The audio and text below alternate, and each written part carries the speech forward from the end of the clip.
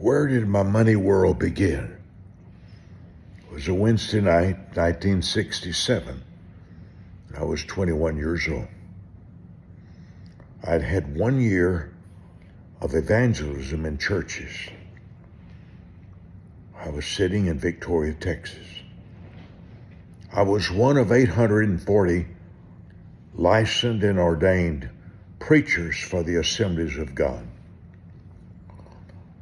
My car was a $300 1953 Chevrolet. My bedroom suit cost me $35. I was living in a house that my father had purchased for $150 because they said if he would move the house, he could buy the house for $150. That was my first house.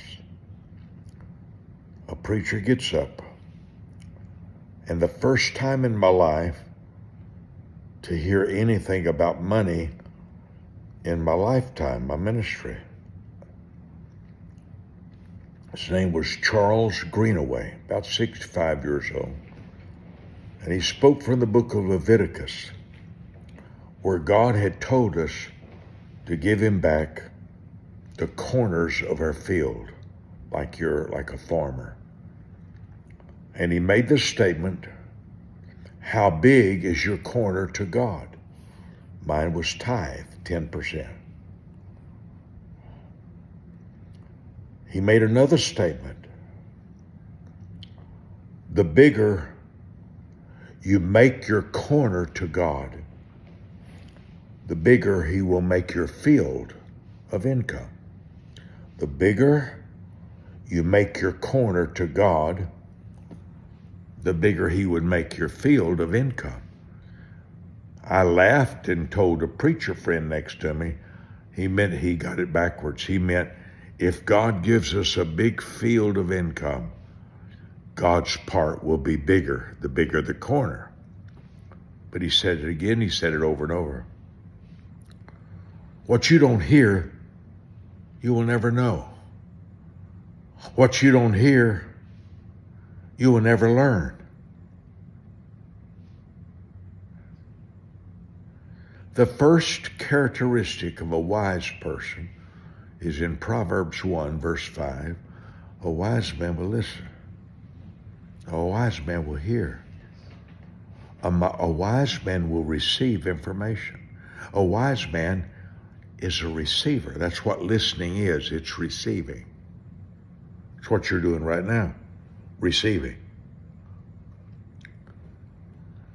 At the end of his preaching, he asked everybody to make a missionary promise of money for 12 months. A preacher of a big church got up and says, our church in the next 12 months will give $250,000 to the Assemblies of God. Another man said $150,000. Another preacher said $100,000. And I sat there in awe. My entire income my first year was $2,263. These guys were making faith promises for $250,000.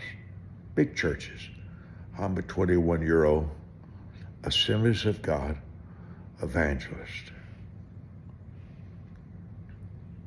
All over that auditorium, people stood giving huge amounts of money in 12 months.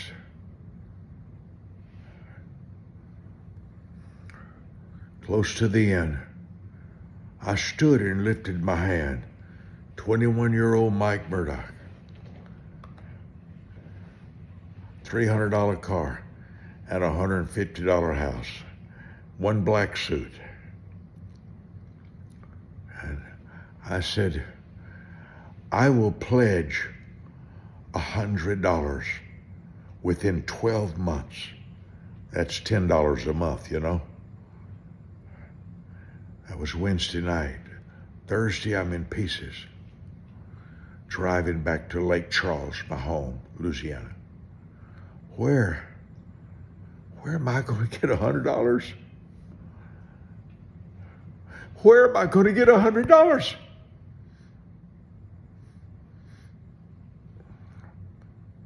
I shook.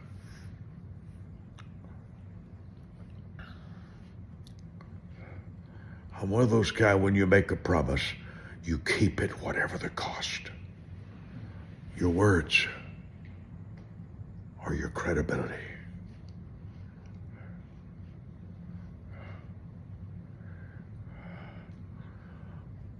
A man named Merle Daly came from Houston on Sunday morning. I sat on the front seat. He played a piano solo. He said, "Family,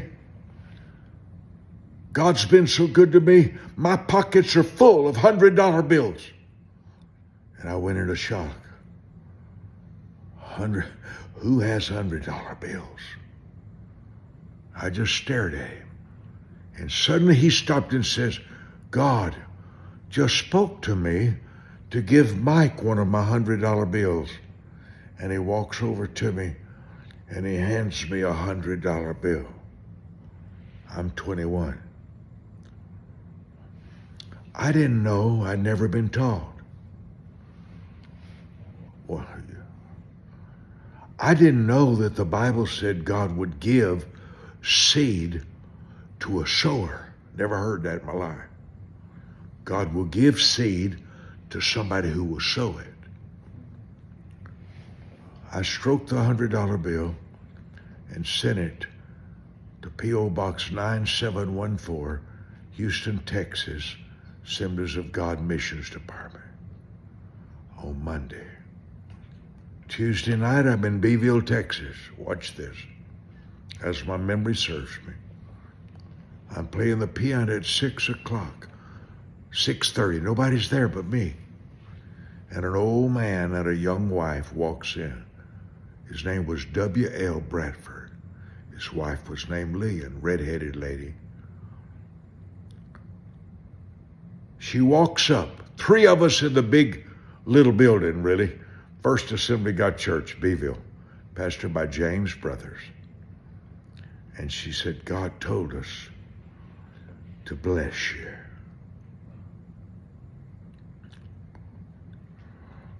Money makes God talk for you, to you, about you. An offering makes God talk to somebody about you. Never seen an exception to it. And she hands me a $150 seed, a check. Later, they bought me a $163,000 31-foot Airstream travel trailer. It wasn't that much now. Now it's $163,000. I checked it the other day. They bought me the most expensive Airstream travel trailer in America. And they started sending me a check every month for years. Why am I telling you that? If Jesus lied to us, we're crazy to even go to church or read the Bible. Jesus said 2 things that I chose to believe. In Luke chapter 6, he said if we would give what God's put in us, people would give back to us. Jesus said that. Not a TV preacher. Jesus said that. Did he lie? You tell me. You tell me. Peter looks at Jesus and said, I don't have any money left. I've given up everything just to be around you.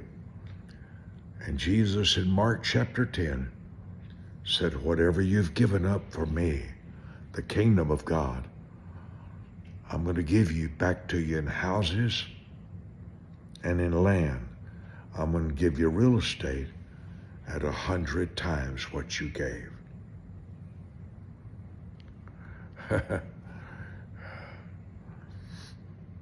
That's how my money world got started. I made a faith promise to a preacher I never met.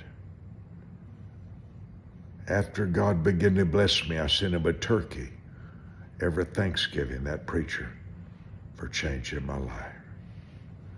Somebody